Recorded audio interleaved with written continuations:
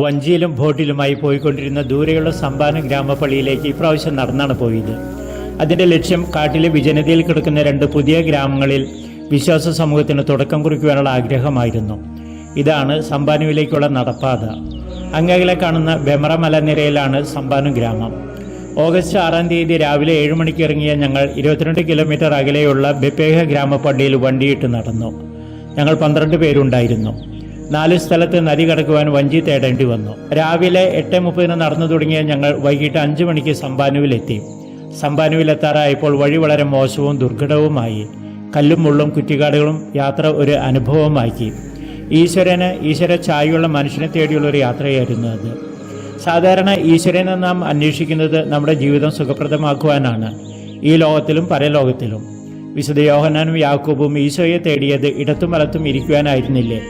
എന്നാൽ ഈശോ നമ്മെ അന്വേഷിക്കുന്നത് കസേരയിൽ ഇരിക്കുവാനല്ല, നമുക്ക് പണി തരാനാണ്, കുരിശിൽ കിടക്കുവാൻ, അയക്കപ്പെടുവാൻ. കാടിനകത്ത് മൂടിക്കെട്ടിയ അന്തരീക്ഷമായിരുന്നുവെങ്കിലും കാടിറങ്ങിയ സമ്പാനുവിലെ മണൽത്തിട്ടയിൽ 5 മണിക്ക് എത്തിയപ്പോൾ വീണ്ടും സൂര്യൻ ഉദിച്ച പോലെ. സമ്പാനുവിലെ വിശ്വാസികൾ പലയിടങ്ങളിലായി പണിയന്വേഷിച്ചു പോയിരിക്കുന്നു. കുറച്ചുപേരെ ഉള്ളുവെങ്കിലും നല്ല സ്വീകരണമായിരുന്നു. പള്ളിയിരിക്കുന്ന സ്ഥലം അല്പം അകലെ ഒരു കുന്നിൻ ചെരുവിലാണ്. രാത്രി ഭക്ഷണത്തിന് മുൻപ് പള്ളിയുടെ സ്ഥലത്ത് ഞങ്ങൾ ഒരു സന്ദർശനം നടത്തി. പിറ്റേ ദിവസം രാത്രി കിടന്നുറങ്ങിയ മണൽപ്പുറത്ത് തന്നെയാണ് വിശുദ്ധ കുർബാന അർപ്പിച്ചത്. സമ്പാനുവിലെ കാറ്റഗിസ്റ്റ് ദറോള പ്രായാധിക്യം മൂലവും അംഗവൈകല്യം മൂലവും ക്ഷീണിതനാണ്. അദ്ദേഹത്തെ പള്ളിയിരിക്കുന്ന കുന്നിൻ ചെരുവിൽ ഇനി കയറ്റേണ്ടതില്ല എന്ന് കരുതി. ഈശോ തോറ്റുകൊടുത്ത ഒരു സ്ത്രീ രത്നത്തെക്കുറിച്ച് സുവിശേഷത്തിൽ പറയുന്നു. ഈ യുദ്ധത്തിൽ ഈശോ ഉപയോഗിച്ച തന്ത്രങ്ങൾ അവഗണന, പുറത്താക്കൽ, പട്ടിയോട് ഉപമിക്കൽ എന്നിവയായിരുന്നു. എന്നാൽ ആ അമ്മ സ്നേഹത്തിൻ്റെ മർമ്മത്തിൽ തൊട്ട് ഈ ആയുധങ്ങളെ നിർവീര്യമാക്കി യുദ്ധം ജയിച്ചു. ഈശോ അവരുടെ വിശ്വാസത്തെ അംഗീകരിച്ചു.